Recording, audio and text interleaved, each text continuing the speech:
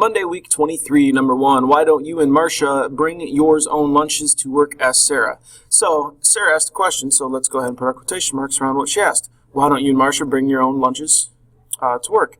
Since it's a question, I have that question mark after work, then that's the ending mark we'd want. As far as the ask Sarah, then that's fine because you have the period after Sarah. Now, clean the rest of the sentence up. Why don't, with an apostrophe there, you and Marcia bring your own lunches? So you want to put an E there on lunches to work. And that's number 1. Number 2, the Great Salt Lake used to be the largest, but it's evaporating every year. Great Salt Lake, let's go ahead and capitalize lake. The whole title there with a lake for Great Salt Lake used to be larger because it's only comparing it to what it used to be.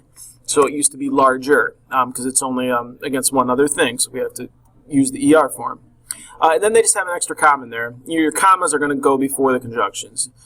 Used to be larger, comma, but. And if you notice, I did not take out the the. I should have done that too. So take out the the. Used to be larger, comma, but it's evaporating every year. We want an apostrophe here for it is evaporating every year.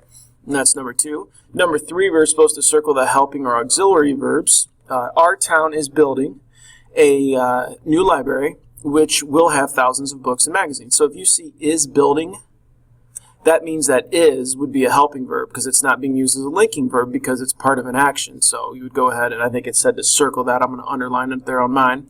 Is building a new library, which will have thousands of books. Now, for that second part, will is telling us that it's future tense, but it is helping out. Will have. So will would be a helping or auxiliary verb there too. Number 4, we have shoebox, and we need the plural form of that noun. Pretty simple. That would become shoe boxes.